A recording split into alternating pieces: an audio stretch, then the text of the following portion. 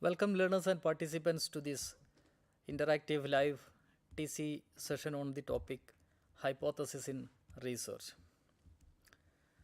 In this session, we will discuss the various aspects which are related to the hypothesis formulation in research studies. I hope you are very much aware about the various processes, steps that we do undertake in a research work, in a research study. So, I'll be focusing on one of the steps which is there in the research work, which is the stage of formulating, the stage of devising hypothesis. I hope those who are doing their masters in education, their PhD work in education and in other disciplines also, and those who do their PG diploma in higher education, this session is basically focusing on all those learners. So as I said, in today's session we will be talking about the concept of research first. Then we will also discuss about some of the sources where hypothesis is generated. Then in a descriptive way, we will also discuss about the different types, forms of hypothesis, and we will also give you we will also discuss some of the examples which are there in these kinds of hypotheses, in different types of hypothesis. So this is in brief about how the session flowed today. So once again, I welcome all the learners. So let us start. I would invite your attention to the screen. Now, when we talk about the steps in research, the processes that we undertake in a research study, this is how it flows generally in any research work, whether it be in a social science discipline or science discipline or any other languages discipline, humanities discipline. See, we will identify, the researcher will identify a problem. Sometimes we also call it as variable identification. So the first step is identifying the variable or problem. Say for example, if I am a researcher from the discipline of education, there can have many variables in the discipline of education. Say for example, intelligence, motivation, academic achievement, reasoning, scientific aptitude, scientific attitude, and the list is an endless list. So we see many variables, and we identify, the researcher, as a researcher, the researcher will identify a variable which he would like to undertake as a research work. So this is going to be the first step. Now, once this is identified, then there are a couple of steps or processes which are associated with that. Like, they will come out with a title for the research work. They will write the objectives for the research work. Once that is done, the next step is going to be the hypothesis or hypothesis development. So that is going to be the second step. So we have identified, we have come out with a title or variable for the research work. Then the hypothesis is generated related to the objectives which we have written for that particular research work. Now that is going to be the second, hypothesis formulation. So you may get an idea that this is going to be one of the very important steps in the research work. Now, if you talk about the research studies, see, there are majorly the types of research is also classified into different types.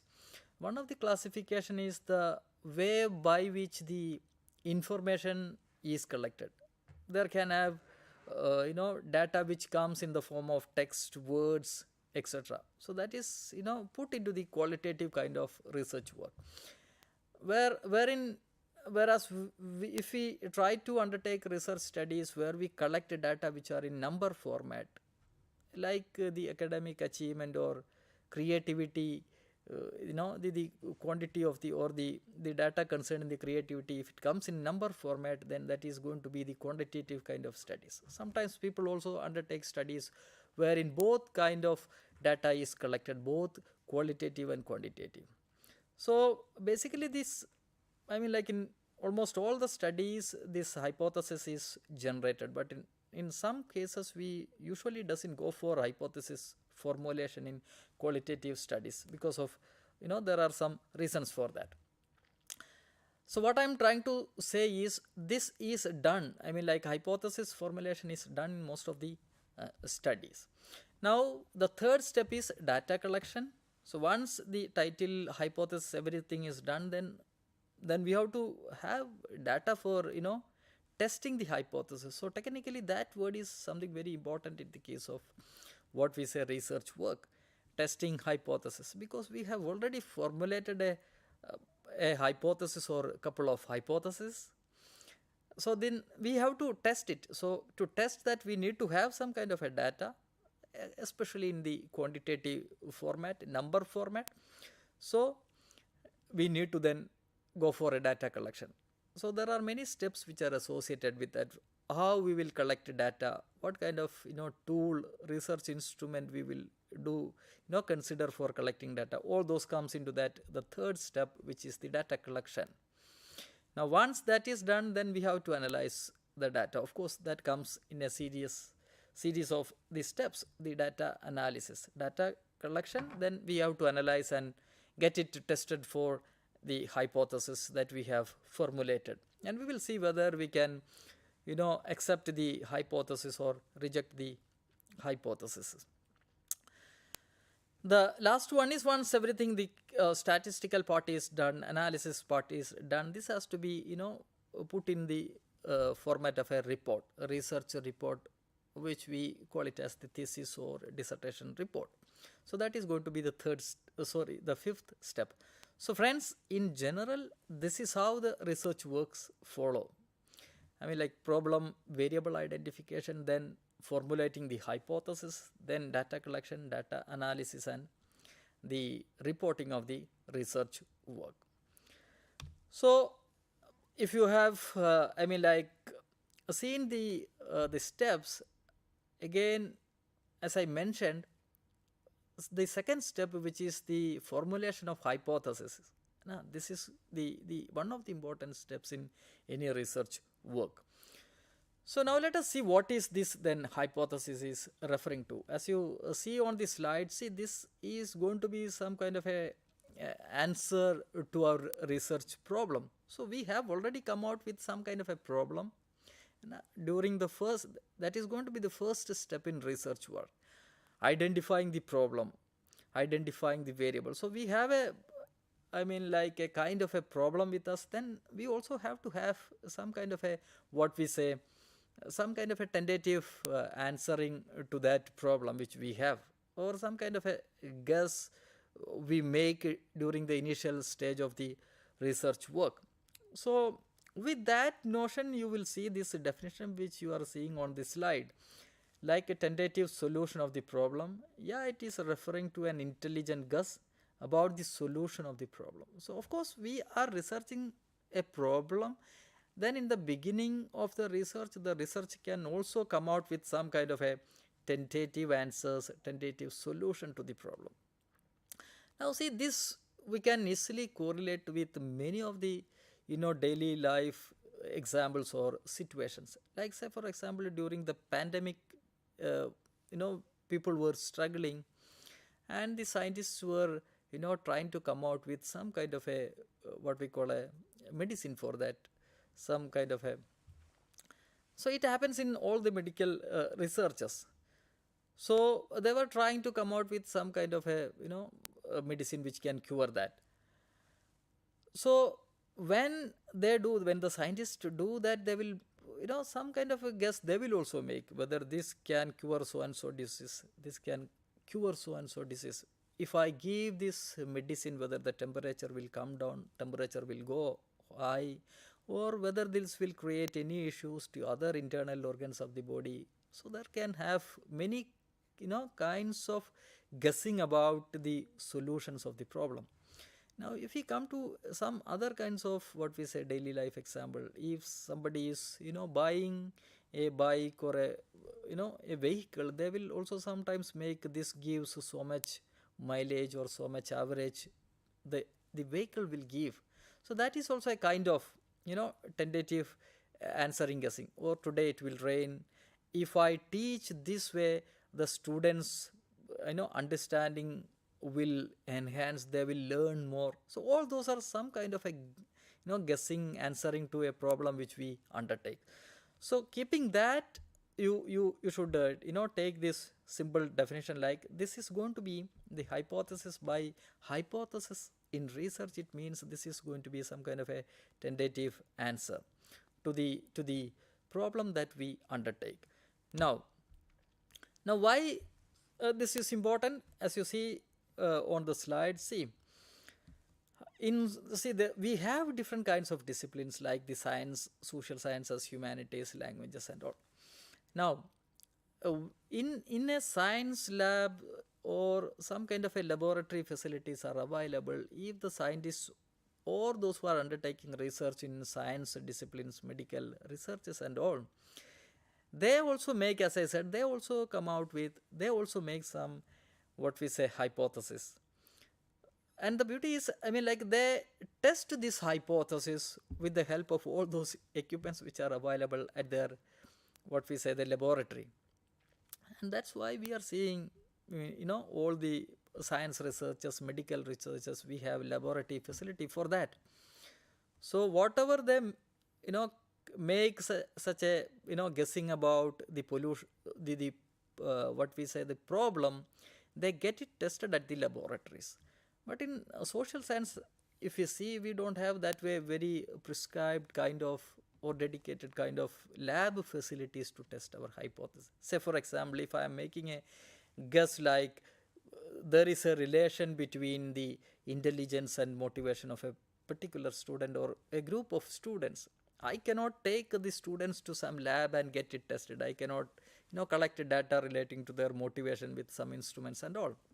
Of course, we have research instruments, research tools in social sciences, but as such, we don't have that kind of instruments like the way it works in science labs. So we don't have that way. So but then we have to make some, what we say, guesses about the solutions of the problems that we undertake, and that we get it tested through some alternate ways. And that's how the statistics comes into the, what we say, the research field in social sciences and all. The other, in science, they can directly observe what happens when they take two acids or two some kind of a samples into beaker or test tubes and all. So we have many such instruments in the science labs. But in the case of social sciences, we collected the data. We don't have that way labs. Then we collected data using some research tools. Then we get it tested with the help of the statistics. So that's how the research works in social science. For comes out. In science, it is done in the laboratories, but in social sciences, we depend upon the statistics for that. And that's why we are seeing many statistical formulas in the social science research, like t-test, ANOVA, correlation, regression, chi-squares test and all. And there are differences between all those statistics. So now let us now come to how we formulate hypotheses. See, we can formulate different kinds of hypotheses, but there has to have some kind of a base for our tentative guess, or the kind of, what we say, coming out with some answers to the problems that we undertake. No, I cannot simply say there is a relation between the intelligence and motivation of the students, or intelligence and academic achievement of the students. So in that case, we should analyze the sources. A researcher should understand how they will write the hypotheses. One source in that case would be the review. See, there are many studies which are conducted on the variable intelligence, academic achievement, motivation and all. So you see what kind of result they have come out in the research study. If most of the studies are saying there is a relation, then you can also state like there is a relation between the motivation and academic achievement of the students, or there is a relation between academic achievement and intelligence of the students. So the review is one of the sources which would help a researcher to generate hypothesis. Second, theory also. There are various theories, even though it is a very abstract concept which we undertake in social science research, like the motivation, intelligence, reasoning, aptitude and all. So, but there are theories associated with that. So, looking at the theory also we can generate hypothesis. Now, again something connected with the what we say the theory, some kind of a general pattern. See, if you observe a classroom situation, you can see if it is a general classroom, then you can see the way students behave. Most of the students behave. There can have some students which behave differently. So that will also, help us to formulate the what we say hypothesis. So friends, if you talk about the sources of hypothesis, these are the sources which you can take when you formulate hypothesis in your research work. Now let us come to the other important aspect of the research, like that is the types of hypothesis. As you see on the slide, see there are different types of hypothesis. One of the classifications which you see on the slide is like a research hypothesis is the statistical hypothesis is an operational hypothesis. I would request your attention to this slide, the next slide which is projected on the screen. Like, see, if we have an objective like to compare the mean scores of job satisfaction of male and female teachers, if this is the objective of the study, see, you can just relate to the steps that we have discussed just before. I mean, like problem identification, where the objectives writing will also come. So the objective which you are seeing on the slide is to compare a very simple kind of an objective, like see, to compare the mean scores of job satisfaction of male and female students. So some variables like job satisfaction, couple of samples related to the male and female, it can be from any level of education. So the basic objective is to identify, to compare their mean scores, whether the teachers are more satisfied, male teachers, or whether the female teachers are more satisfied. Now, if that is the case, then let us see the research hypothesis, how it is written. There is no significant relationship between the mean scores of job satisfaction of male and female teachers. So the word which is you are seeing in the in yellow color is not a, kind of a statistical word. So this is how the research hypothesis, we usually will not make use of any statistical word while writing that, the research hypothesis. Now the statistical hypothesis, as the name indicates, we have to make use of some statistical word. Like difference, there is no significant difference in the mean scores of job satisfaction of male and female teachers. Then the operational hypothesis, there is no significant difference in the mean scores of job satisfaction of female and male teachers when job satisfaction is assessed with the help of job satisfaction scale developed by the researchers. So in research hypothesis, we usually do not make use of the statistical word, while in statistical hypothesis that comes the statistical word.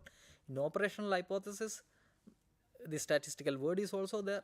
Along with that, we also bring in what we say the tool data. What is the tool that we make use for collecting the data related to job satisfaction. So friends, in broad you can see that kind of a classification. Even we have other classifications also. Now if you talk about the forms of hypothesis, even then this is also not that way very much different from types, but we make two types of two forms of hypothesis. One is the null hypothesis, the other is alternate, which includes both directional and non-directional hypothesis. Now see, if the research objective is like there is no difference, there is no significant, you are going to compare the job satisfaction of male and female teachers. Now as I said, as a researcher, we have to see what kind of a hypothesis we have to develop, formulate in our research study. So let us take the case of this job satisfaction itself. Okay, we are conducting a research study on the job satisfaction of male and female teachers. So we have seen that objective to compare the job satisfaction of male and female teachers. Now, as a researcher, I will think of what kind of a hypothesis I should formulate. In general, the statistical formulas which are there in research, that is developed usually for testing the statistical hypothesis. So we have research hypothesis, statistical hypothesis, operational hypothesis. You are free to select any, but it is always good to make use of the statistical hypothesis so that it can be tested with some data. And when we write that, these forms of hypothesis comes, whether we have to write in null form or in any other form, the alternate form. So in general, the null hypothesis is written, but there are again the basis for that. You cannot come out with this, simply write a null hypothesis in the entire study. You have to see the previous studies, the theories, the general patterns which we have discussed. Looking at that, only then we can write the hypothesis. But it's always suggested to write null hypothesis so that we can get it tested. So null hypothesis, as you see in the slide, see, there is no significant relation between. So it states, if we have a couple of variables in our research work, if it is a null hypothesis, then it should be like there is no significant relation between creativity and academic achievement. So you can see there is a word like there is no significant relation. Null represents no relation, no difference. So that kind of, it states no relation, no difference between the variables which are there in the research work. Okay.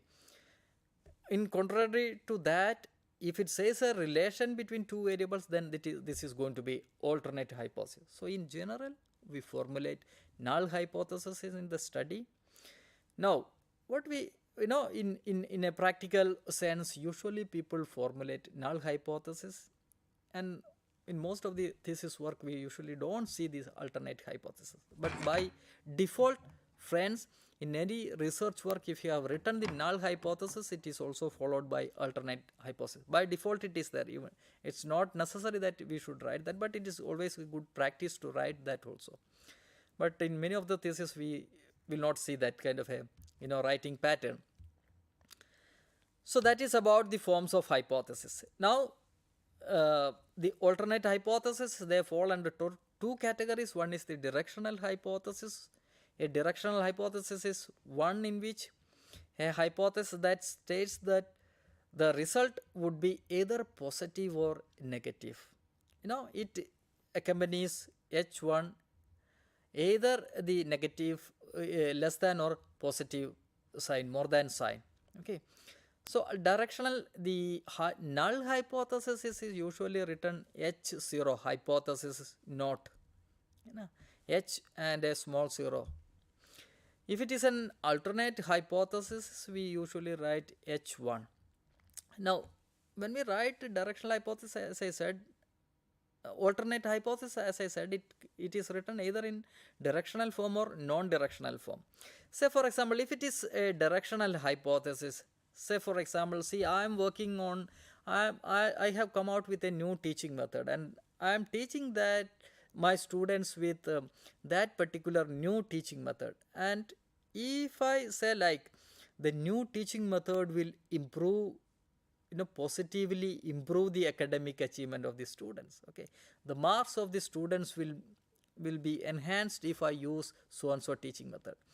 So it is saying some direction, the marks will be enhanced, increased, improved. Okay. So if you are writing a hypothesis in that format, that is going to be the directional hypothesis. Now, if it is non-directional hypothesis, as you see, a non-directional hypothesis only claims an effect on the dependent variable. So there are dependent and independent variables in the study. So if the independent variable have an effect on the dependent variable, if you are writing a hypothesis in that way such that it says only there is a relation, there can have an effect. We will not say whether this will improve or decrease, or it will enhance or demotivate. We will not mention the direction of the result. If that way, if you are writing the hypothesis, then it is said to be non-directional hypothesis. So the sign for a non-directional hypothesis is usually equal to and a cut. So this is how it is usually written for non-directional hypothesis. So friends, I hope you have understood the concepts and ideas that we have covered in this today's live TC session. We have started with the hypothesis, the concept, the steps of research, where we were saying second step is formulation of hypothesis. Then we have discussed about the concept of hypothesis, then why it is important, the sources of hypothesis. Then we have extensively covered the different types of hypothesis and the forms of hypothesis. I hope you have understood these ideas which we have covered today. Thank you. Thank you for listening to this live interactive TC session.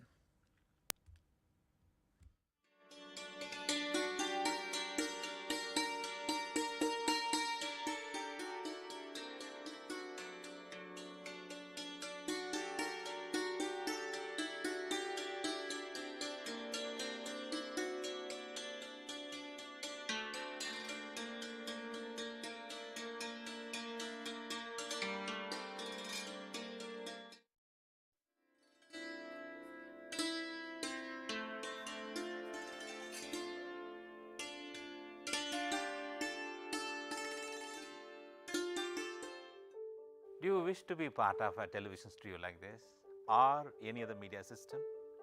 Or already part of any media system, want to enhance a new set of skills? Welcome to School of Journalism and New Media Studies. Here in the School of Journalism and New Media Studies, we are offering program for all set of people to learn and enhance their media skills. The vision of School of Journalism and New Media Studies is to generate a new set of professionals in the area of media and communication studies with understanding about role of media in the national development and global understanding. We offer innovative programs in the field of journalism and mass communication that sets a benchmark of high quality learning and teaching process at the national level. We offer these programs across the country with the help of our regional network as well as study center.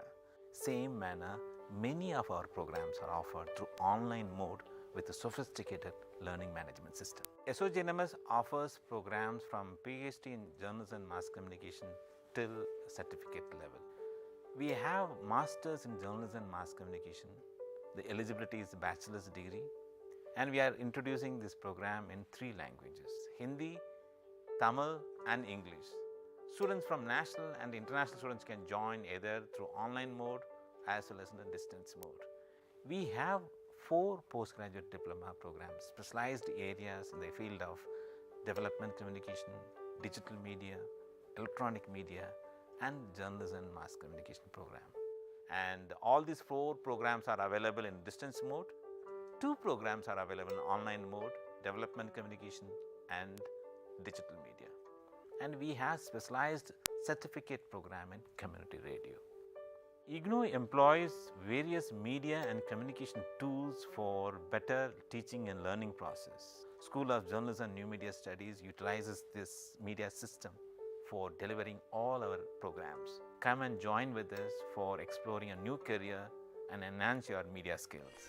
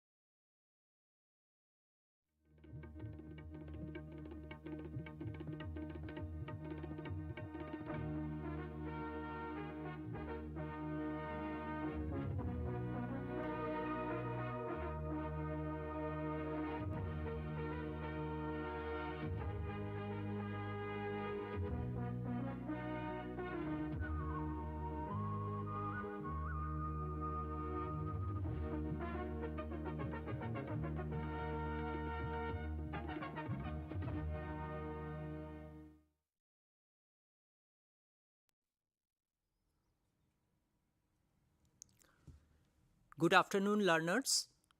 Today I'm going to introduce you to a particular module of plant physiology and metabolism, unit number 16, which belongs to block 4, volume 2.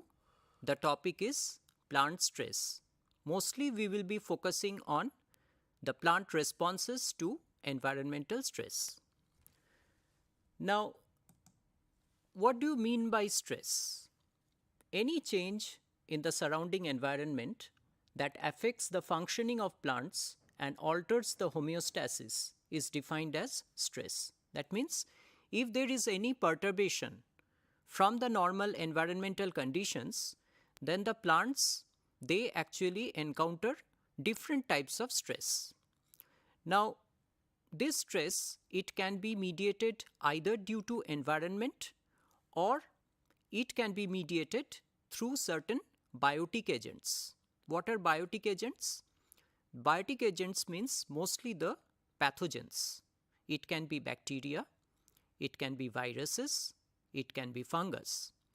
Whereas, if I mention about the environment, then you must be knowing that there are several environmental factors. For instance, there are salinity, there are water stress, that is dehydration. It can be increasing carbon dioxide concentration.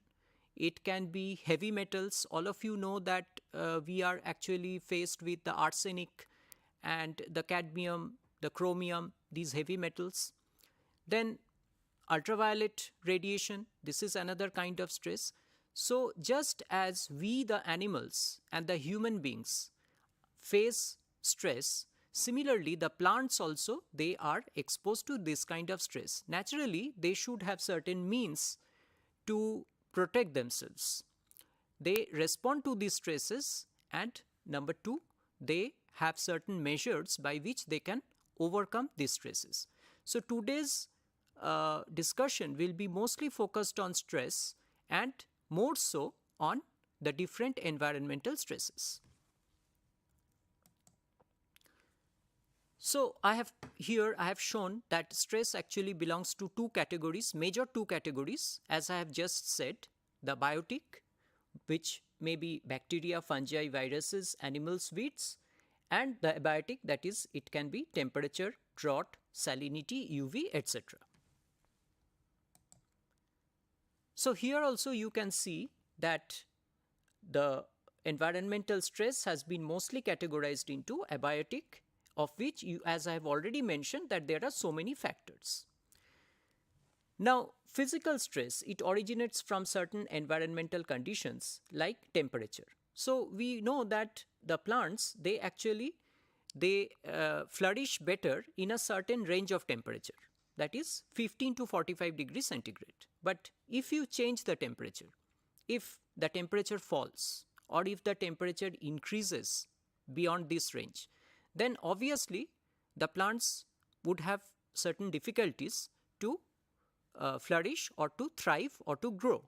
And naturally, there is some sort of abnormality or there is some sort of change in the overall metabolic system. So temperature. Second is osmotic strength of the fluids. That means the soil or the water where the plants are actually growing, they should have a certain kind of optimum. They should have a certain kind of normal conditions, because if there is excess salt, then what will happen? It will cause hampering of the growth or the metabolism. Third point is photosynthetically active radiation. That means, again, you all know that, you must be knowing that the plants, they again flourish under an optimum light intensity. If the light intensity increases too much, then also there will be a disturbance. Photosynthesis, it's a process, it's a very vital process, very vital metabolic process in plants. And up to a certain limit, light has a positive effect on the rate of photosynthesis. But after that, if the light intensity goes beyond that, then the rate of photosynthesis will decrease. There will be a change in the rate of photosynthesis. So you can understand that how important these physical factors are in maintaining the normal growth and metabolism of plants.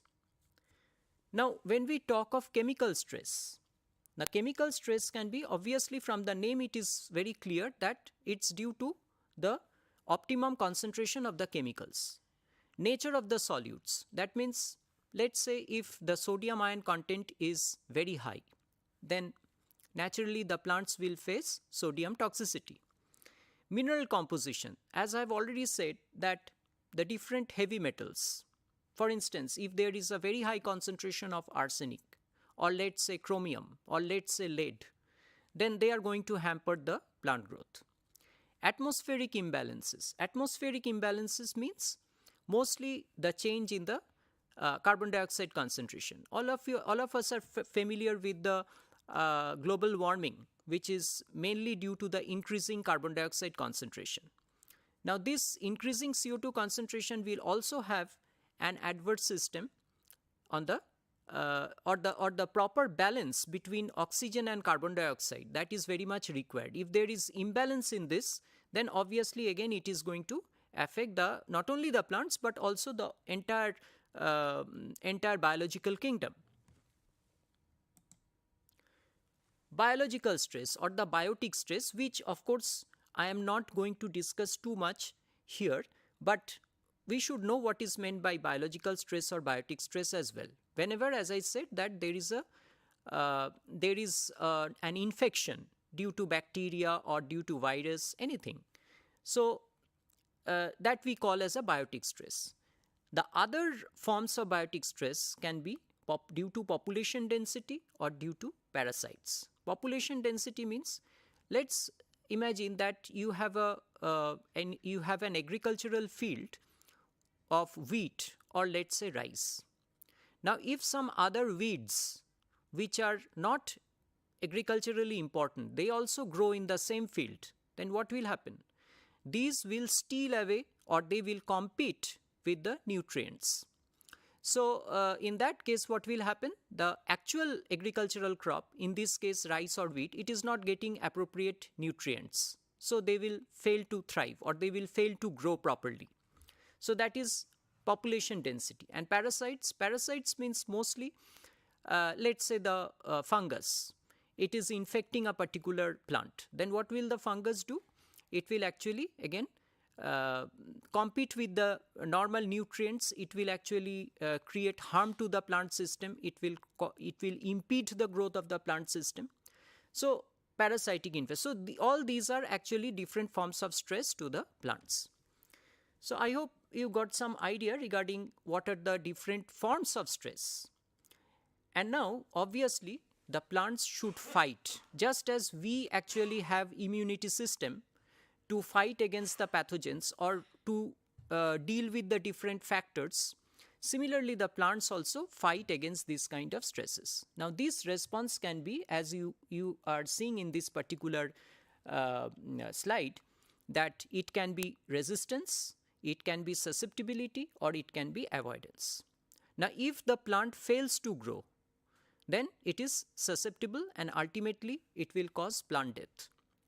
But if the plant survives, then there are two mechanisms. One is resistance, one is avoidance. Resistance means the plant is trying to develop certain features, certain physiological adaptations, morphological adaptations, or anatomical adaptations to resist the stress, and therefore the plant is capable of survival. Now, another way by which the plants can respond is avoid. I hope you have read about the xerophytes, and among the xerophytes, there are certain forms of xerophytes which are called ephemerals. What are these ephemerals? Ephemerals means which try to complete their life cycle within a very short period of time when the rainfall is available.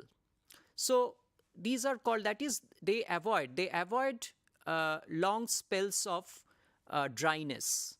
They try to grow only when rain is available. So, in that way, what do?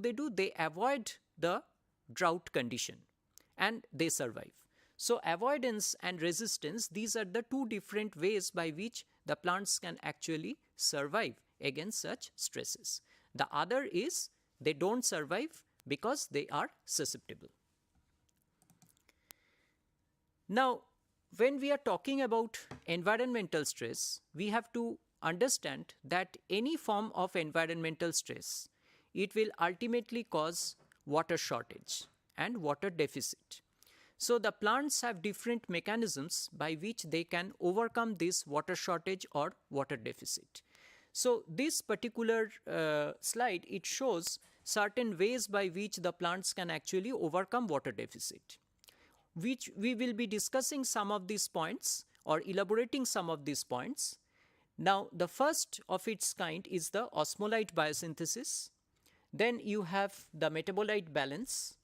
Then you have ion uptake and ion partitioning and ion sequestration.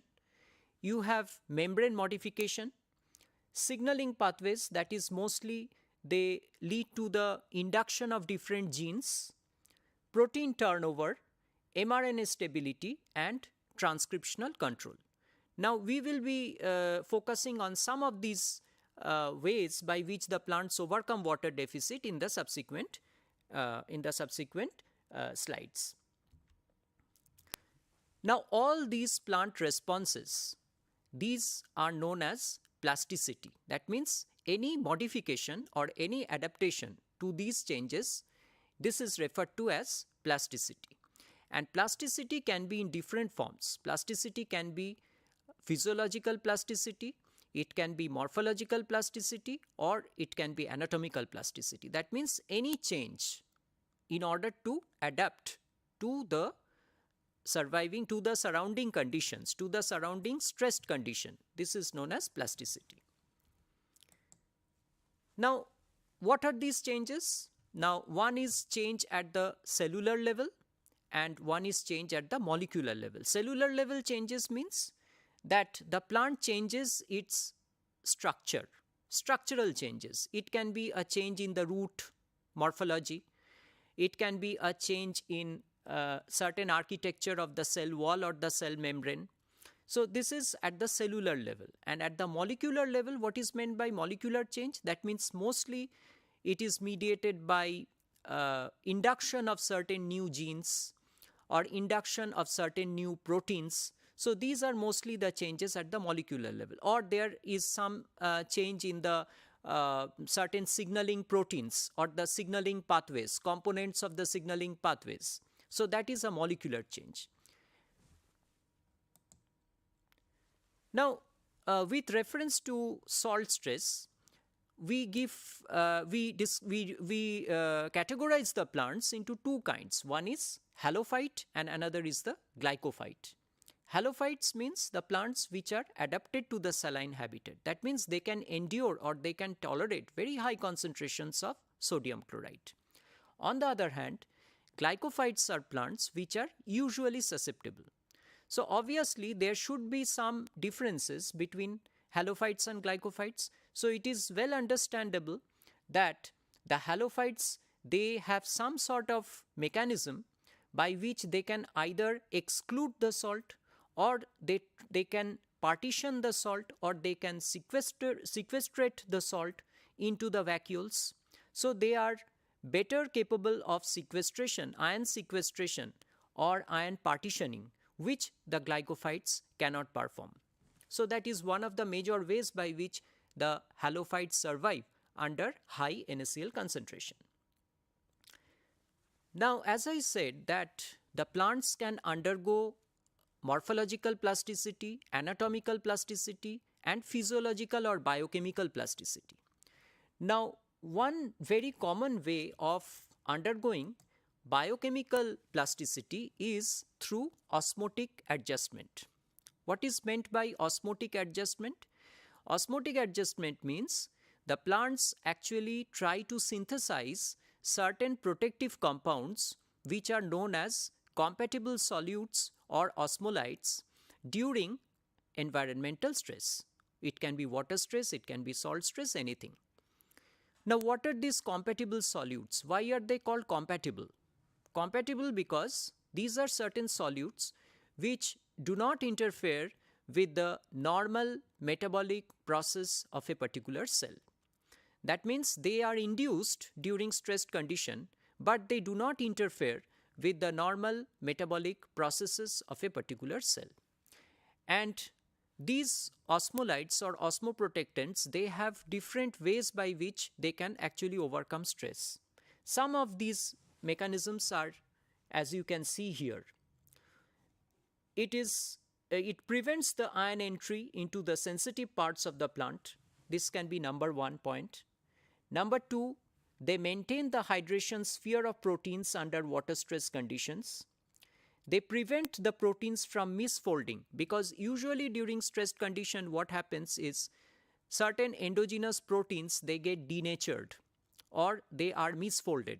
So these osmolytes prevent these endogenous proteins from getting misfolded.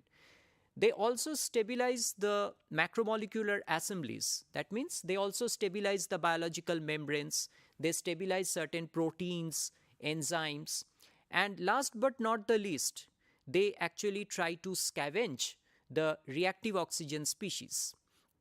So I'll come to the reactive oxygen species little bit later. So these ROS, or the reactive oxygen species, they are being scavenged by the osmolytes or the osmoprotectants. So some of these compatible solutes, I place example like mannitol, sorbitol, proline, glycine betaine, myoinositol. So these are some of the examples, and normally what happens is, usually when the plants they get stressed, then these osmolytes or these protective agents, they are increased to a larger extent. Of course, the biosynthetic pathways or the metabolic pathways through which these biomolecules or these osmolytes are synthesized, they are also induced during any form of environmental stress. Now in this context, another molecule which also gets induced during any form of stress, environmental stress, are known as the polyamines.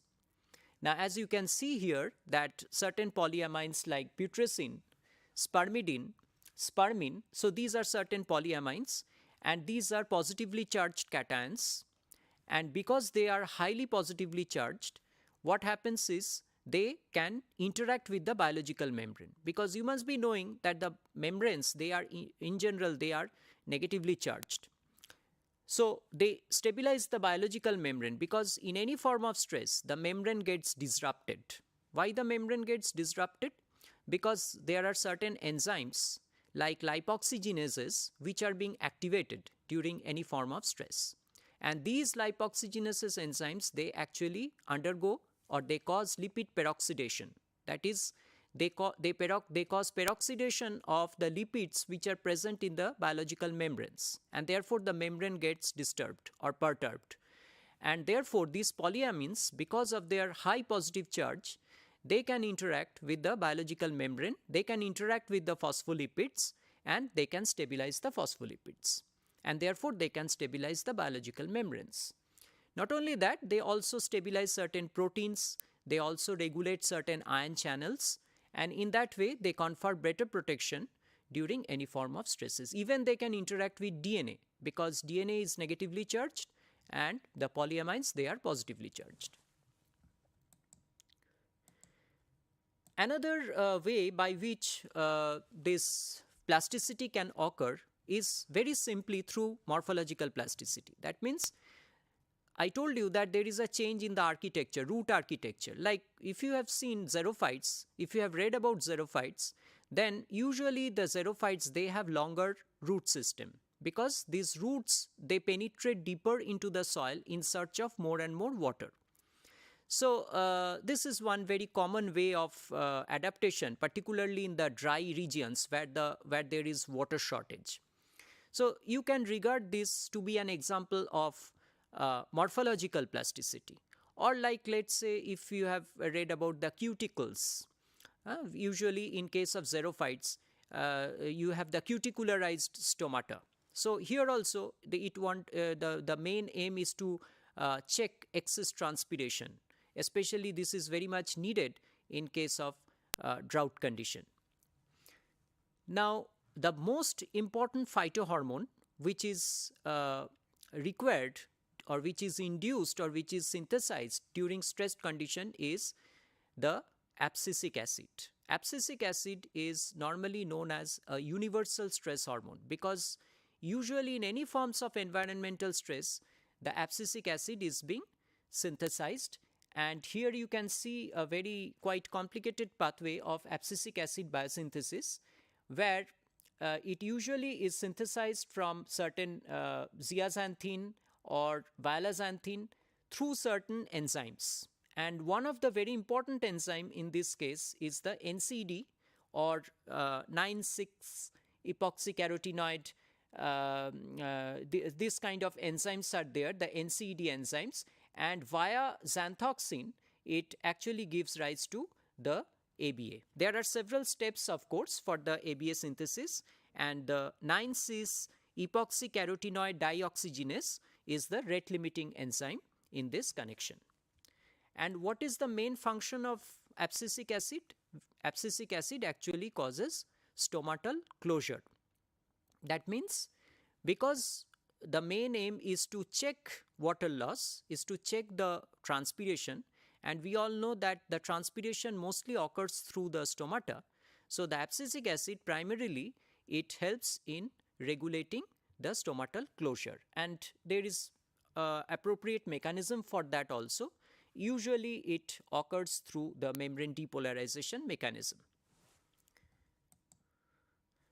Now, does abscisic acid only has physiological role? The answer is no, because abscisic acid also controls the expression of several stress inducible genes, and one such important gene is known as the late embryogenesis abundant genes, which is expressed during the late phase of the seed development.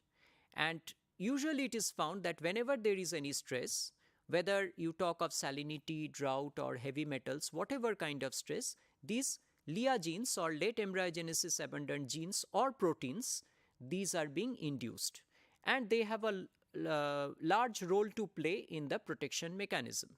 Some of these LEA proteins, they actually bind ions, some of them actually stabilize the membranes, some of them help in water binding and keep the endogenous proteins solvated.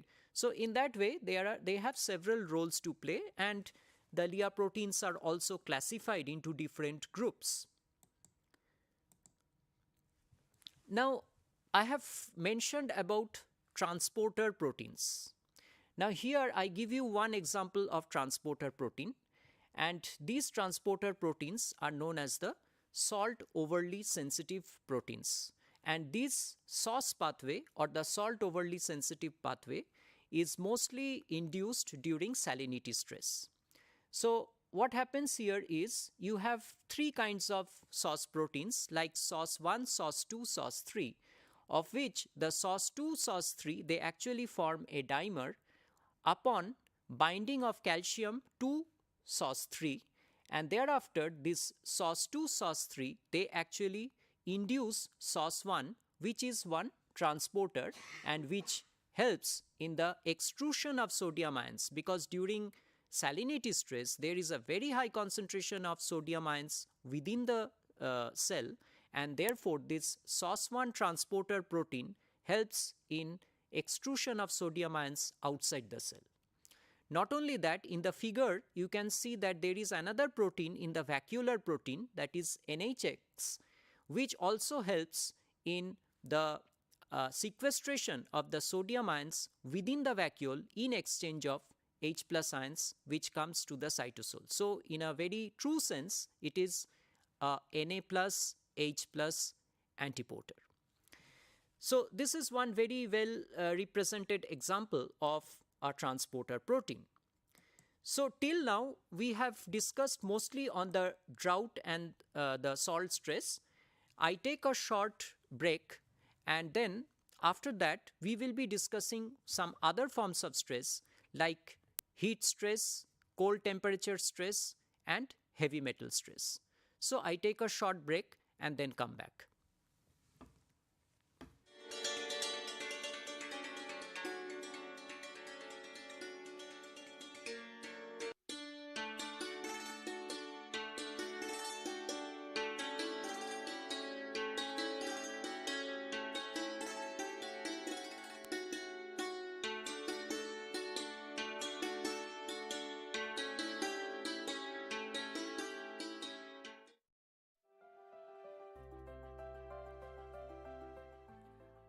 a fresh graduate?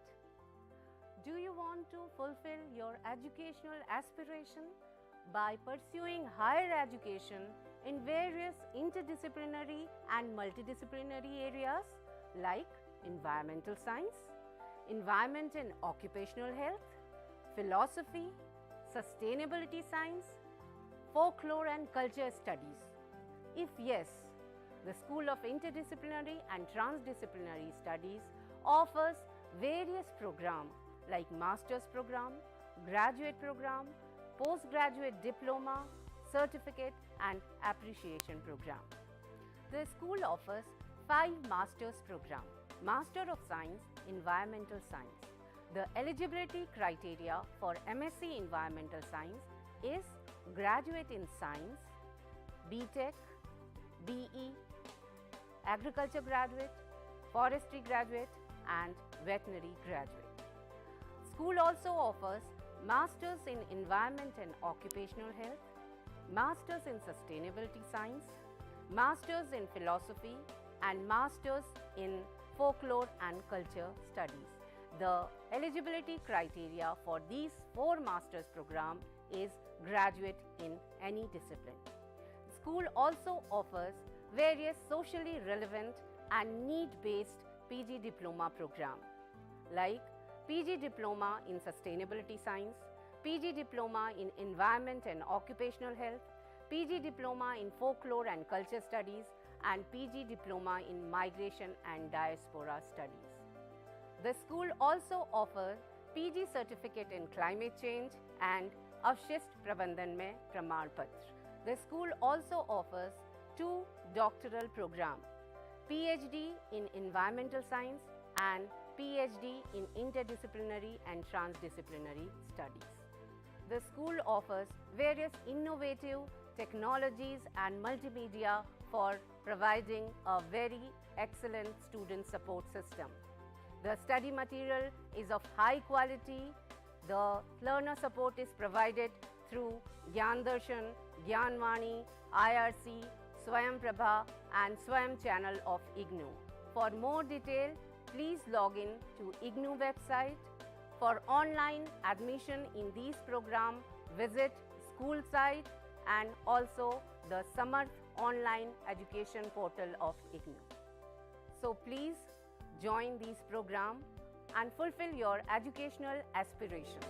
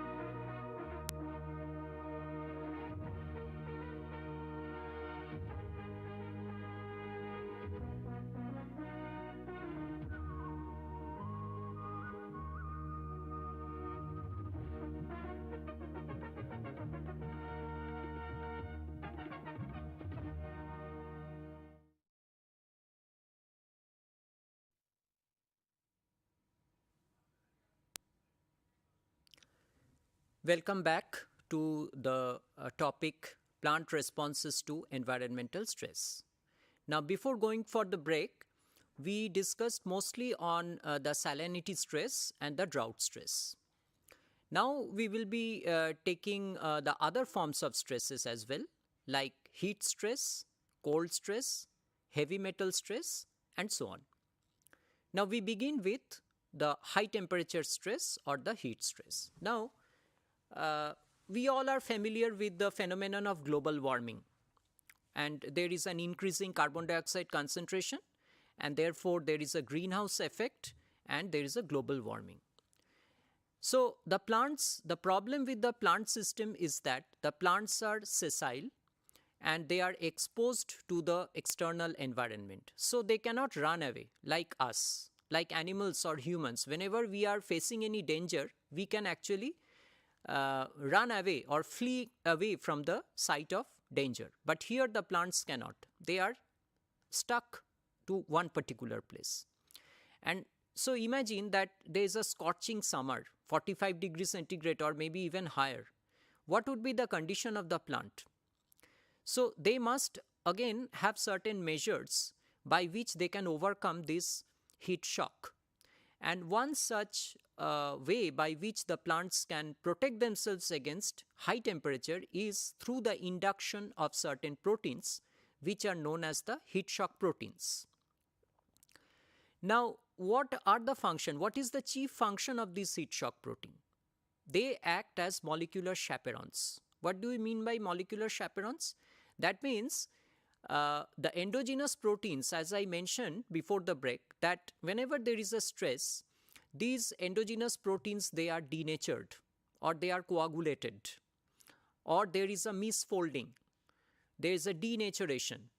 Now all these heat shock proteins, what do? They usually protect these endogenous proteins from getting misfolded or from getting denatured. In that way, they can maintain the stability of the enzymes. They can maintain the enzyme structure. They can maintain proper functioning of the enzymes.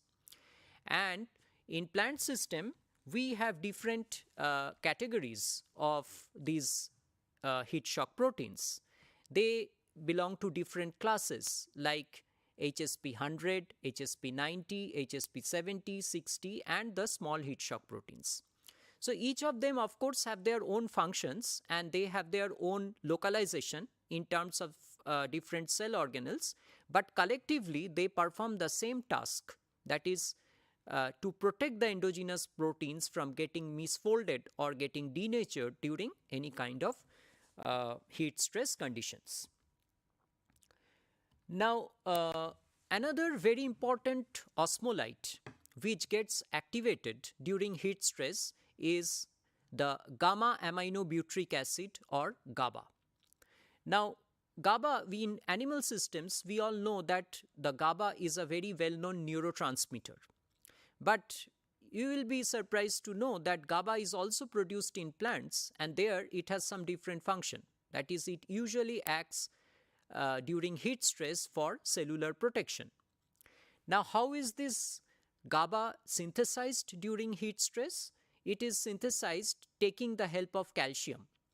And whenever there is any kind of stress, a very well-known signaling molecule that is being induced in plant is through calcium. There is a very high calcium formation or calcium accumulation within the cytosol, and that calcium actually activates one major calcium sensor which is called the calmodulin, which is abbreviated as CAM here, CAM, and that calcium calmodulin complex, it goes and binds to one enzyme which is called the glutamate decarboxylase, and usually this glutamate decarboxylase remains inactivated, but whenever there is any heat stress, then this calcium calmodulin complex binds to the glutamate decarboxylase and the glutamate is being converted into GABA or gamma aminobutyric acid, releasing carbon dioxide.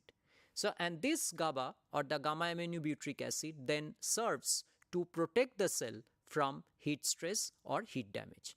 So, these are the two main ways by which the plants actually resist heat stress. One is through the heat shock proteins and another is through gamma aminobutyric acid or GABA.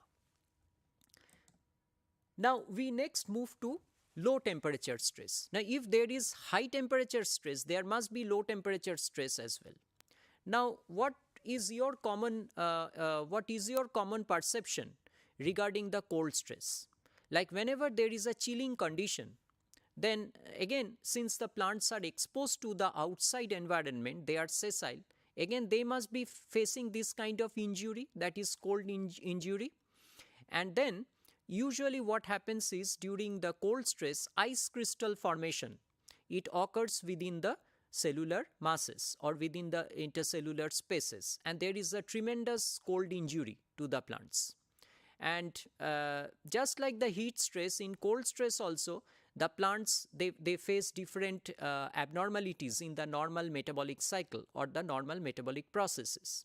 So again, they should have certain means by which they can overcome the chilling stress condition.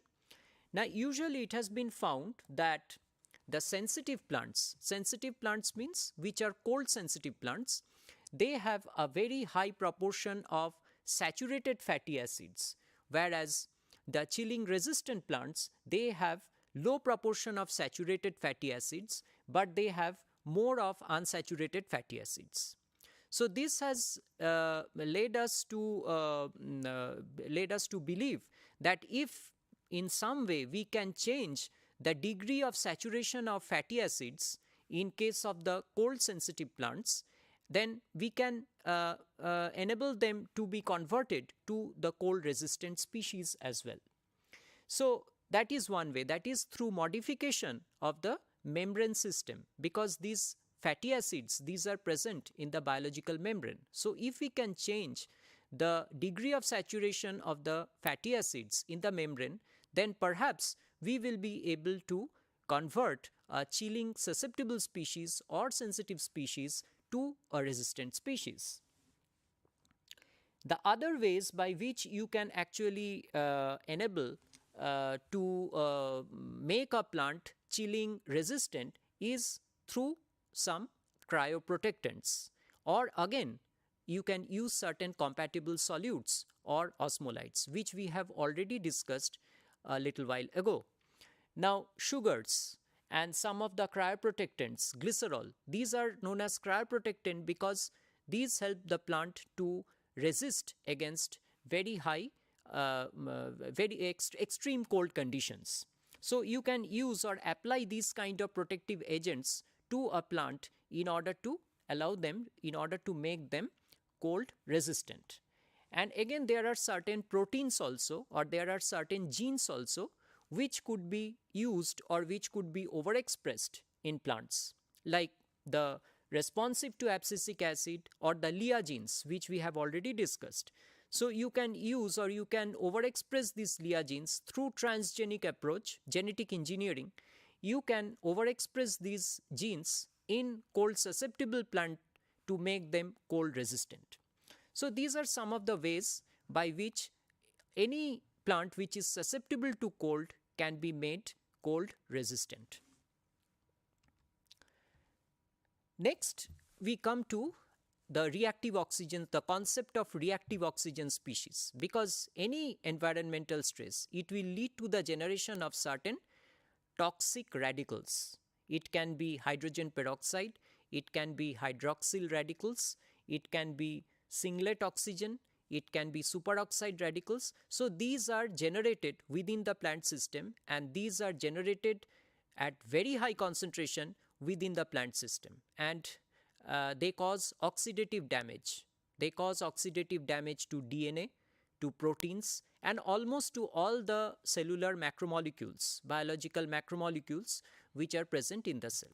So naturally, the plants should have certain mechanism by which they can counteract these reactive oxygen species.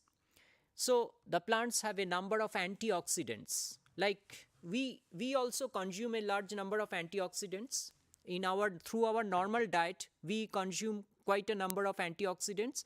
The plants actually also have certain endogenous antioxidants by which they can overcome these reactive oxygen species. Now some of these antioxidants, like the ascorbic acid, or which we popularly call as vitamin C, this is one antioxidant. The glutathione, this is also one major antioxidant, and it's a low molecular weight thiol tripeptide, and particularly during heavy metal stress, these glutathiones, they are very, very functional, and they actually try to scavenge the toxic metal radicals. Alpha tocopherol, which is vitamin E, and then carotenoids, okay, and also phenolics, flavonoids, anthocyanins. These are actually different examples of the antioxidants, and at the same time these are also examples of secondary metabolites. Now, in addition to these non-enzymatic antioxidants, the plants also harbor certain enzymatic antioxidants like the superoxide dismutase, which is abbreviated as SOD, catalase, which is abbreviated as CAT, then peroxidase, which is abbreviated as POX. Now, this superoxide dismutase, what is the function of superoxide dismutase? It catalyzes the dismutation or disproportionation of two superoxide radicals to hydrogen peroxide and oxygen. What is the function of catalase enzyme? It decomposes the hydrogen peroxide into water and oxygen, and it is mostly present within the peroxisome. So these are very vital enzymes which maintain or keep the reactive oxygen species under control or under check.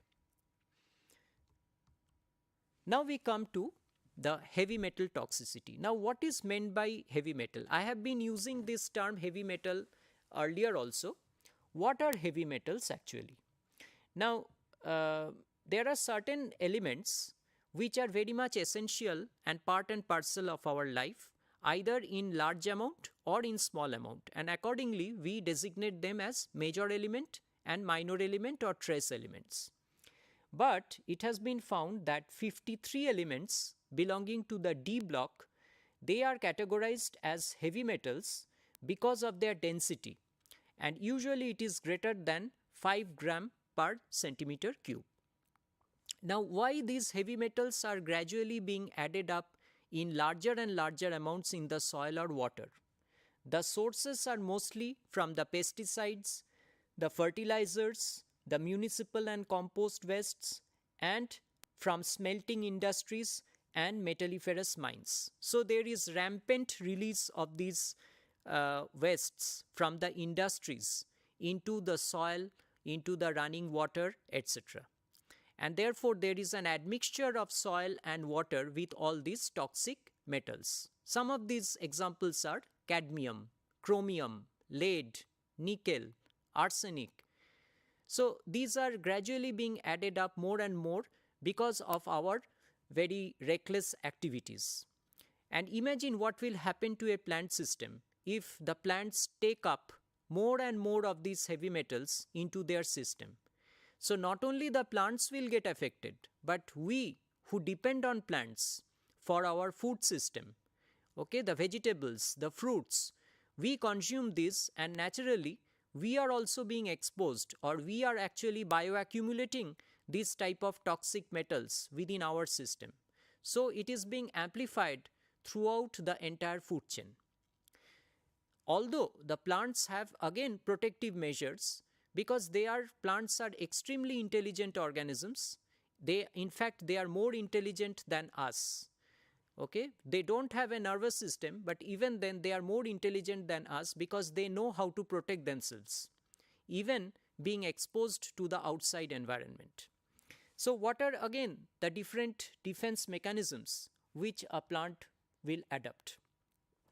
Before that, what are the toxicities which are faced due to heavy metals?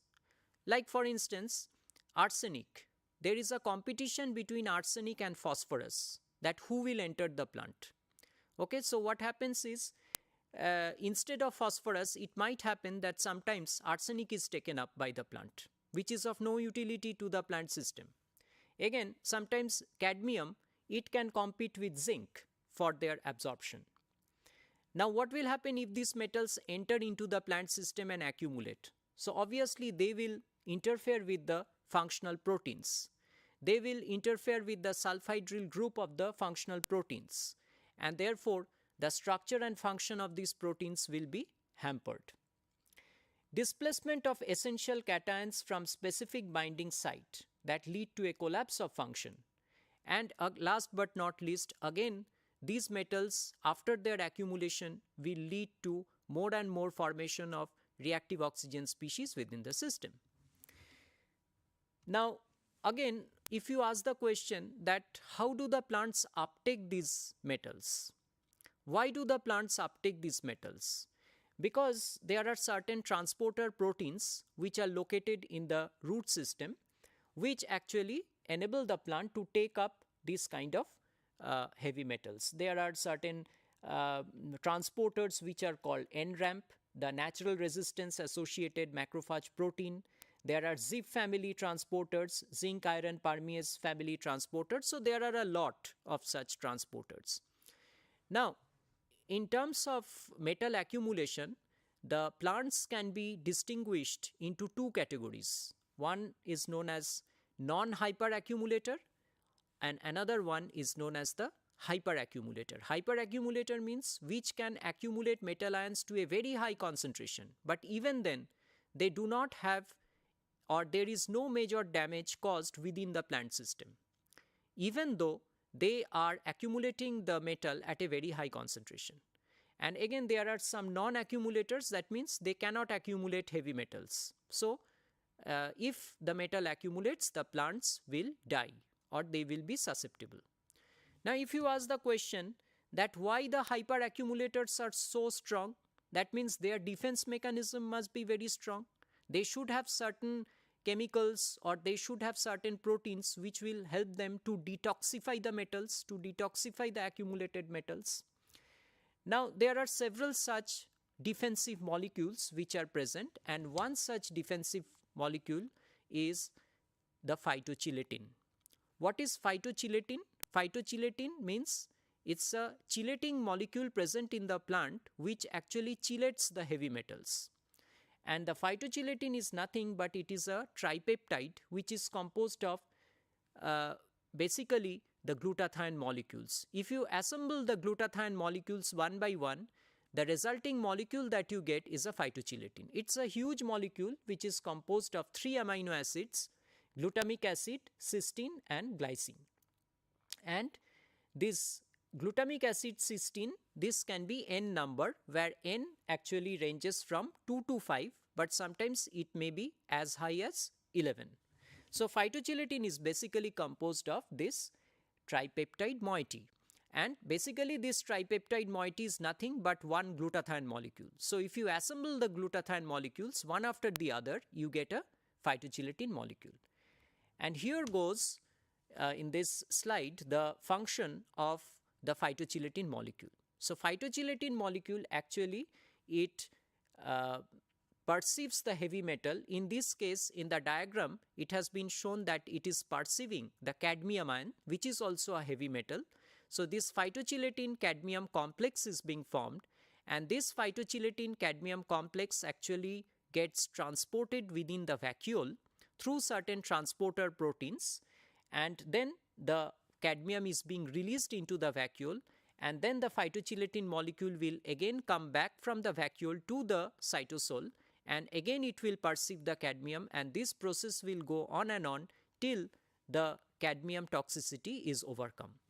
So this is the mechanism which is given with respect to the cadmium metal, and probably it is believed that this same mechanism holds true for some other heavy metals as well. So this is a very, very major or important molecule, that is phytochelate, which is induced in plant or which is being synthesized in the plant during heavy metal stress, and it helps the plant to overcome metal toxicity or to undergo metal detoxification. Now, another form of stress is the flooding, because if there is water shortage, then a situation can come when there is water excess also. Now, what will happen if there is water excess, when there is flood? Two things can happen. One is it might invite salinity stress, because if the sea water it inundates into the surrounding land, then there can be salinity stress, or there can be water logging.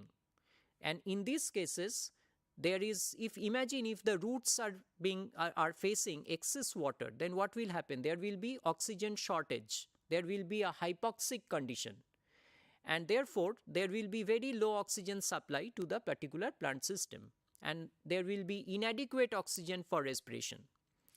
So the roots begin to ferment pyruvate to lactate during such condition.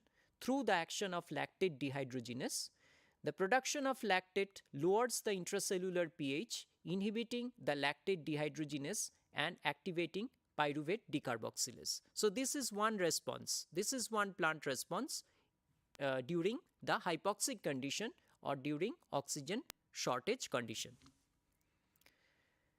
Another common symptom is also the erenchyma formation. That is, there's a space created, air cavities are being created within the parenchymatous cells. So this is another common symptom, and that is also true for the hydrophytes. You must have read about hydrophytes, which also have this kind of erenchymatous tissue, and this is also true in case of hypoxic condition. Now, another form of stress, that is infection, during infection and wounding. Now, infection, who will actually infect a plant? That is the pathogens, as I said, the fungus. It actually penetrates. If it is a Phycomycetes member, then it will be having the mycelia, hypha or the mycelia, through which actually penetrates and ramifies within the cellular system. And it releases a lot of toxins, the fungal toxins, or if it is a bacteria, then bacterial toxin. Now, do the plants have immunity like us? The answer is yes. The plants also have immunity. They can fight against the pathogens. They also have certain structural barriers, okay, by which they can prevent the fungal entry. But even after that, if a fungus or a bacteria enters within the plant, then the plants actually try to elicit certain defensive molecules. Two such very important defense molecules are the jasmonic acid and the salicylic acid.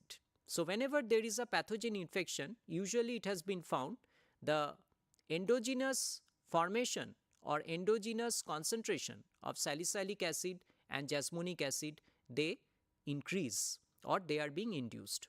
Also, the phytoalexins, these are certain defense molecules which are synthesized inside the plant. And apart from that, certain genes, these are being activated during any kind of infection. These are called the resistant genes or the R genes, which actually try to nullify or detoxify the different effector proteins which are being synthesized by the bacteria or the fungus. So there is an interaction between the R genes with the different virulence factors which are released by the pathogens within the cell. So it is almost like the antigen-antibody interaction which is present in the human system or any animal system. So yes, the plants do have immunity and they can fight against different kinds of infections. And the different secondary metabolites I also mentioned, that the phenolics, the flavonoids, the anthocyanins, these are also being induced during pathogen infection, and sometimes even there is a hypersensitive response or hypersensitive reactions which are associated with the formation of these secondary metabolites. So learners, what did we learn? Finally, if we summarize, then these are some of the points which we learned today. Transition in the optimal environmental condition disturbs the homeostasis. Stress can be categorized into two groups, that is abiotic and biotic. Abiotic mostly due to environment, biotic mostly due to the different pathogens or the living agents. Plants respond in different ways: physiological, morphological and metabolic adaptation. Morphology, change in the morphological structure, change in the anatomical structure, and in physiology different types of molecules or chemicals are being synthesized. Different new genes are being induced, like LIA genes, the transporter genes, the heat shock protein genes. Okay, so these are being induced. Phytochelatin synthesizing genes, these are being induced. Plants combat stress either through avoidance or tolerance. Avoidance means they try to escape. Tolerance means in the true sense they try to resist against the particular stress. Abiotic stress might produce primary and secondary effects. Mostly they generate the different oxidative stress which comes due to the formation of the reactive oxygen species, and therefore the plants, they should have mechanism to overcome this reactive oxygen species. They should have mechanism to overcome the stress which might be at the cellular level or they might be at the molecular level. Cellular level means physiological changes. Molecular level means changes due to genes or proteins. Studies on plant responses to stress provide useful information. What is the future outcome of this kind of studies? Future outcome means it will be possible perhaps to manipulate the biosynthetic pathways or to go for genetic engineering, by which you can actually overexpress different genes in plants, by which you can make them tolerant or make them resistant against any form of stress. So I hope I could give you a fair amount of idea on the plant stress. Of course, no doubt the topic is very vast, okay, and you should go thoroughly through the unit which is given in your block, and in case of any question, you are always welcome to ask questions or to contact with us. So thank you all learners once more, and have a very happy learning. Thank you.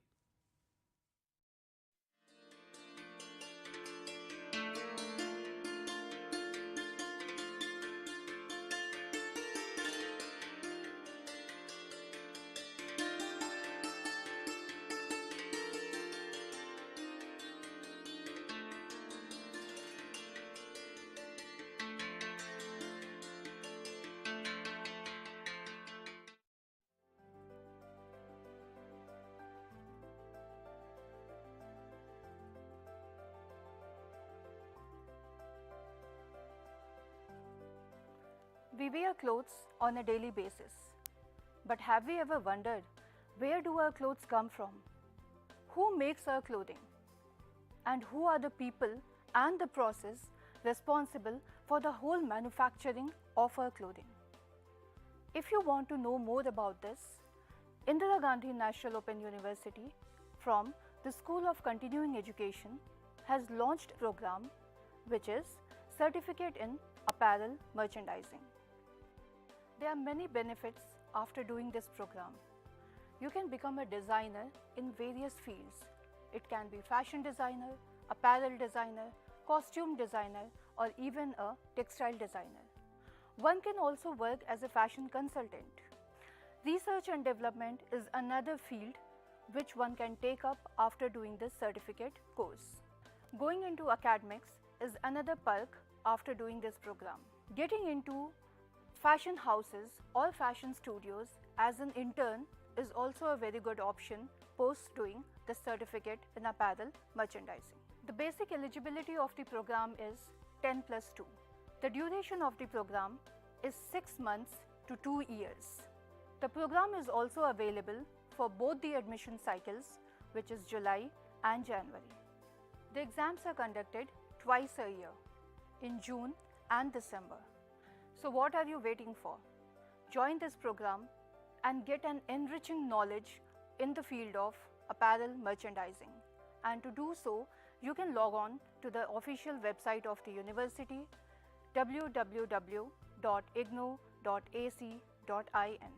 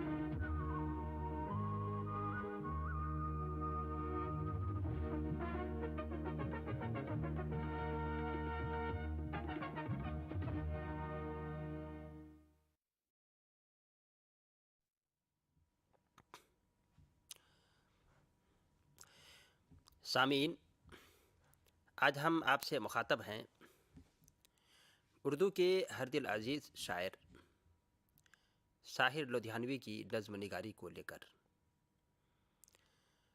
Sahir Ludhianvi ایک ایسا نام ہے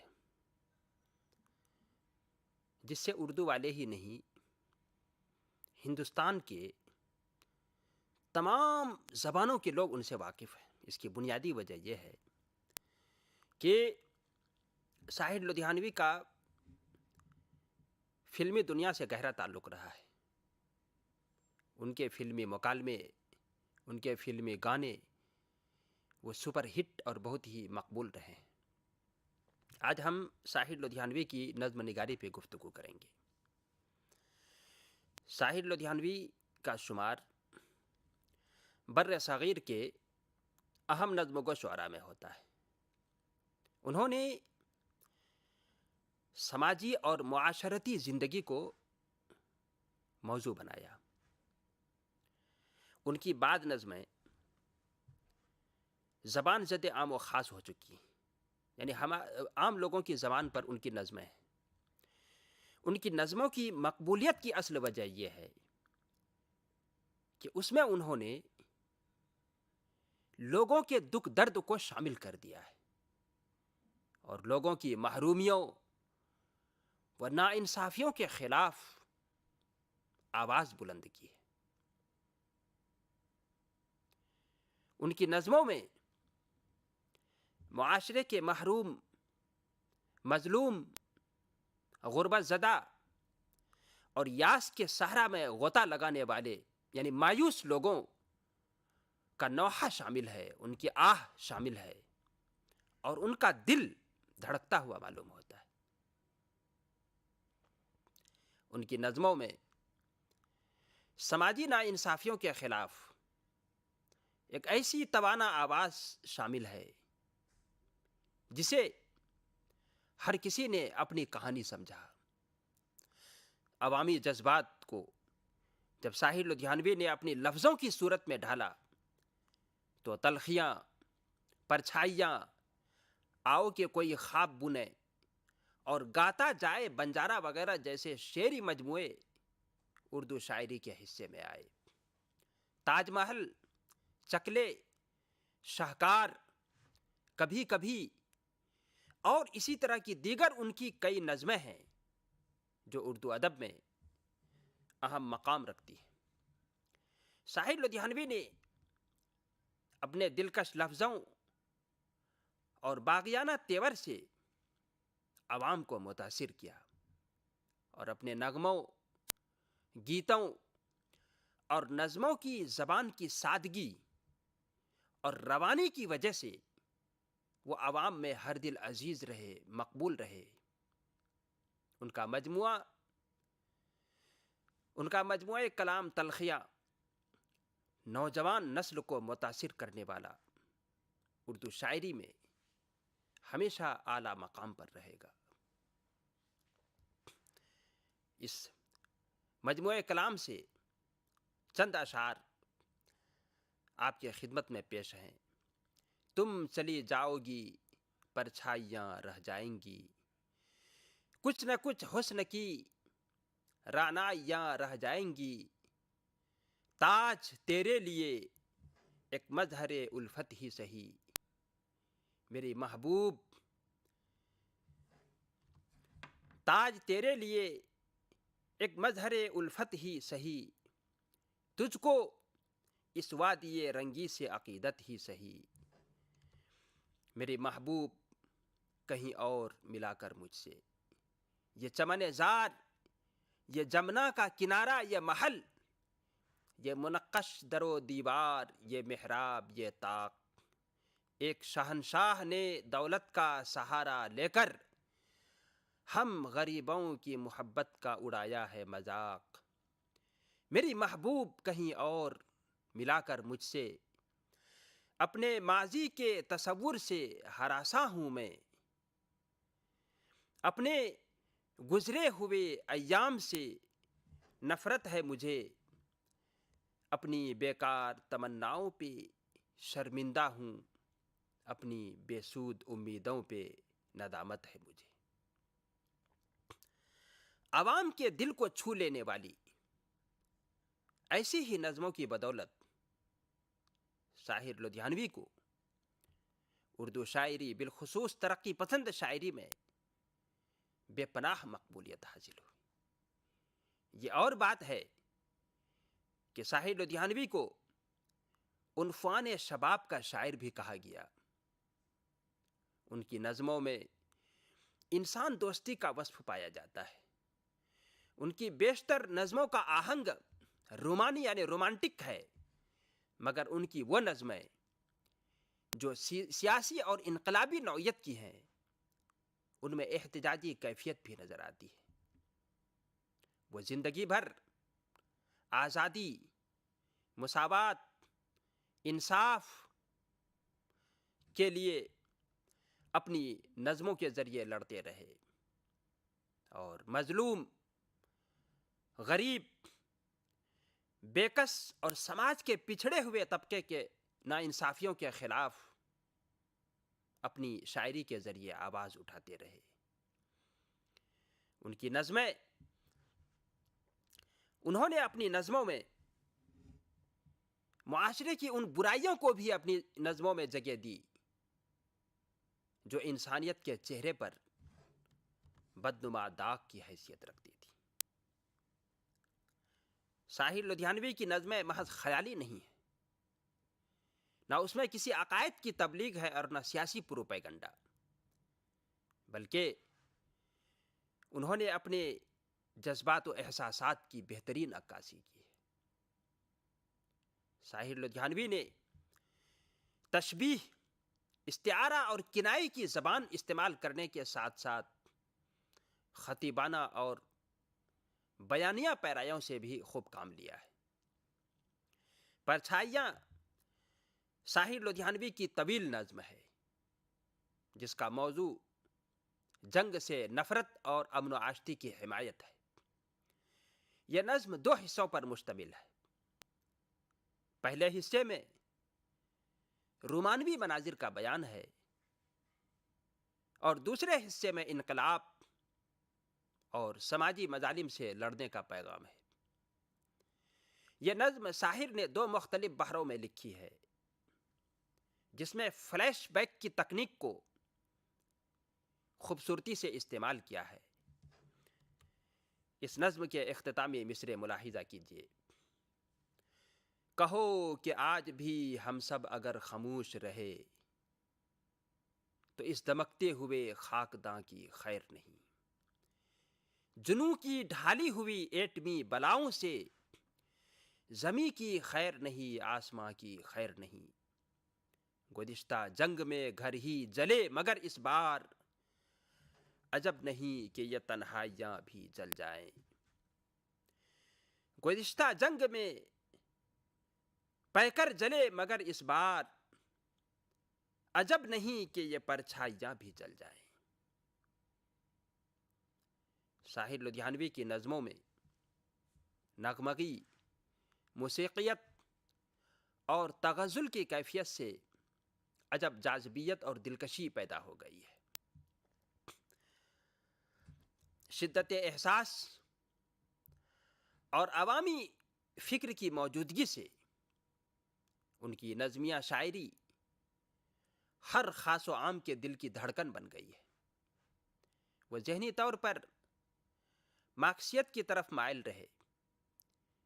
انہوں نے اپنی نظموں میں انسانی دکھ درد، مزدوروں، کسانوں اور عورتوں پر ظلم و جبر کے خلاف بغاوت، طبقاتی کشمکش، استحصال و ناانصافی، مساوات، عالمی امن، انصاف، وطن پرستی اور ملک کی آزادی کے لیے جد و جہد جیسے موضوعات کو خصوصی طور پر شامل کیا ہے.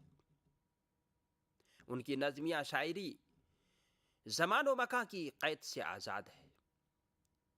انہوں نے اپنی نظموں میں نہ صرف ملک کے غریب و مظلوم عوام کو موضوع بنایا بلکہ عالم انسانیت کے مسائل کو بھی پیش کیا ہے.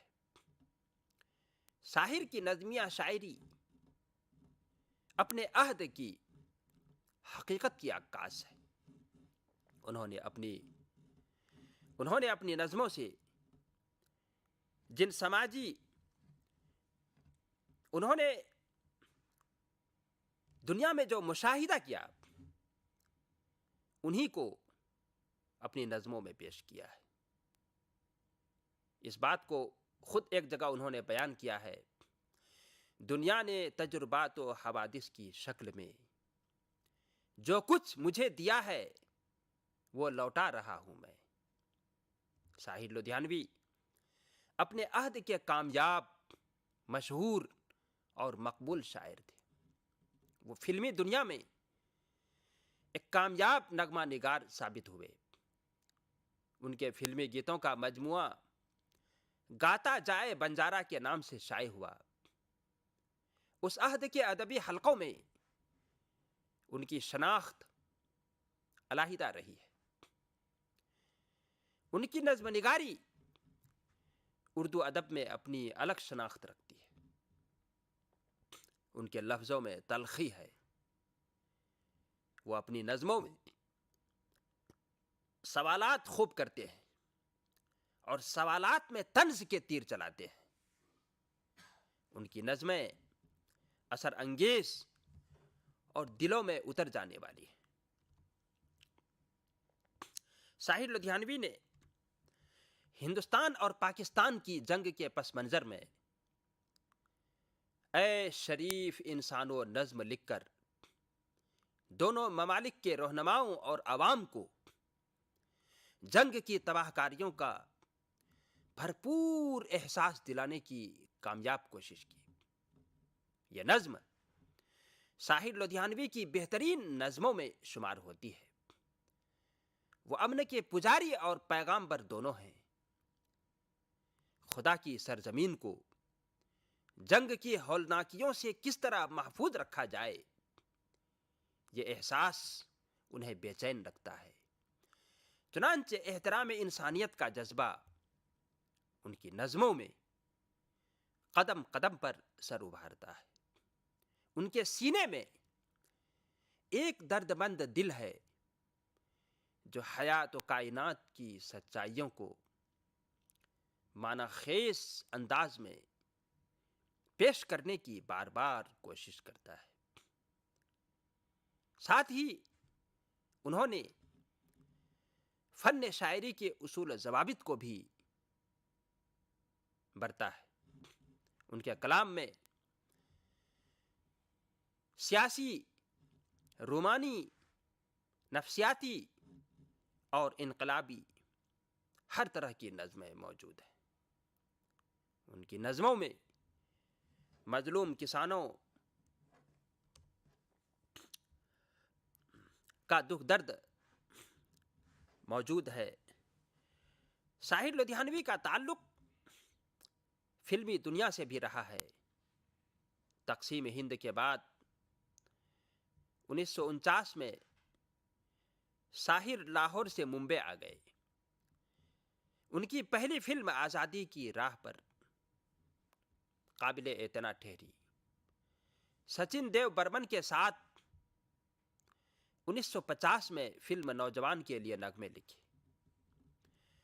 ان کے لکھے ہوئے نغموں کو ایسی مقبولیت ملی کہ ہم آج بھی آل انڈیا ریڈیو سے انہیں سن سکتے ہیں. فلم نوجوان کا ایک گیت ٹھنڈی ہوا کی دھن اس قدر مقبول ہوئی کہ عرصے تک اس کی نقل ہوتی رہی.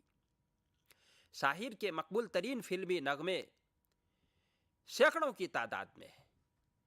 ملتی ہے زندگی میں محبت کبھی کبھی، نیلے گگن کے تلے چھو لینے دو نازک ہونٹوں کو، میں نے چاند ستاروں کی تمنا کی، میں جب بھی اکیلی ہوتی ہوں دامن پہ داغ لگا بیٹھے، ابھی نہ جاؤ چھوڑ کر کہ دل ابھی بھرا نہیں، غیروں پہ کرم اپنوں پہ ستم، مطلب نکل گیا تو پہچانتے نہیں، میں جاگوں ساری رین سجن تم سو جاؤ، اور یہ دیش ہے ویر جوانوں کا. جیسے سدا بہار گیتوں کی ایک لمبی فہرست ہے. شاہر لدھیانوی کی ادبی خدمات کے اعتراف میں حکومت ہند نے انہیں 1971 میں پدم شری کے خطاب سے نوازا. شاہر لدھیانوی کی بہت ہی مشہور نظم ہے خون پھر خون ہے. آئیے اس نظم کو پڑھتے ہیں. ظلم پھر ظلم ہے، بڑھتا ہے تو مٹ جاتا ہے. خون پھر خون ہے، ٹپکے گا تو جم جائے گا. خاک صحرا پہ جمے یا کفے قاتل پہ جمے، فرق انصاف پہ یا پائے سلاسل پہ جمے. تیغ بیداد پہ یا لاشے بسمل پہ جمے. خون پھر خون ہے، ٹپکے گا تو جم جائے گا. لاکھ بیٹھے کوئی چھپ چھپ کے کمی گاہوں میں، خون خود دیتا ہے جلادوں کے مسکن کا سراغ. سازشیں لاکھ اڑاتی رہیں ظلمت کے نقاب، لے کے ہر بوند نکلتی رہی ظلمت کے چراغ. لے کے ہر بوند نکلتی ہے ہتھیلی پہ چراغ. ظلم کی قسمت ناکارہ و رسوا سے کہو، جبر کی حکمت پرکار کے ایما سے کہو. محمل مجلس اقوام کی لیلا سے کہو، خون دیوانہ ہے دامن پہ ٹپک سکتا ہے. شعلہ تند ہے خرمن پہ لپک سکتا ہے.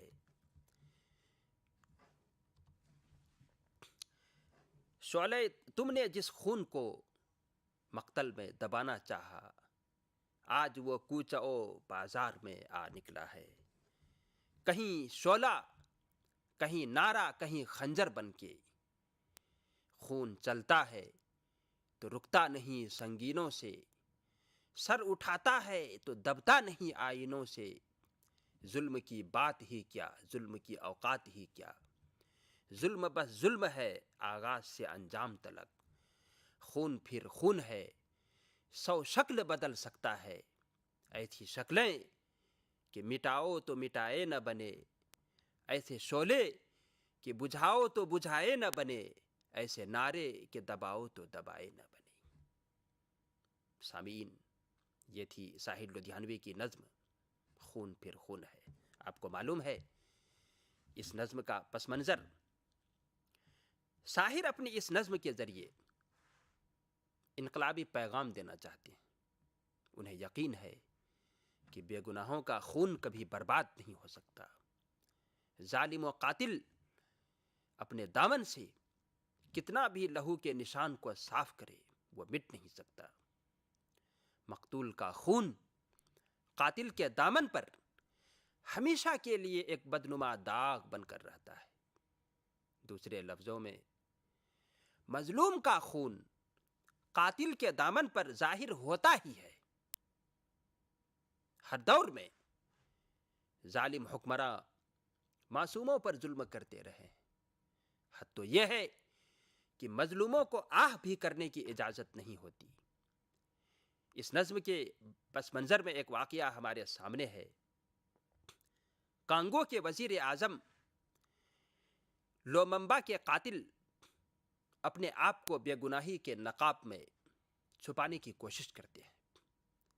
مجلس اقوام متحدہ بھی اس انسانی قتل پہ خاموش رہتی ہے. لیکن آج ان سامراجی طاقتوں کے چہرے سے نقاب ہٹ چکا ہے، جن کے ہاتھ انسانی خون سے سنے ہوئے ہیں. دنیا میں قاتل مقتول کے لہو کو کتنا بھی پوشیدہ رکھنے کی کوشش کرے، وہ کامیاب نہیں ہو سکتا. شاہر لدھیانوی کی یہ نظم انقلابی نظموں میں سے ایک ہے. انہوں نے یہ نظم کانگو کے صدر لوممبا کے قتل سے متاثر ہو کر لکھی ہے. شاعر اس نظم کے ذریعے ظالموں اور قاتلوں کو بتانا چاہتا ہے کہ اس کے ظلم کی سزا آج نہیں تو کل ضرور ملنی ہے.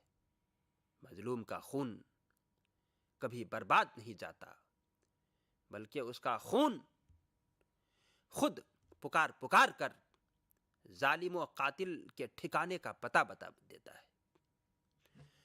ظالم و قاتل کتنا بھی معصوم بن کر اپنے گناہ کو، اپنے خون کو چھپانے کی کوشش کرے، وہ کامیاب نہیں ہو سکتا. کسی شاعر نے کہا ہے کہ جو چپ رہے گی زبان خنجر، لہو پکارے گا آستی کا.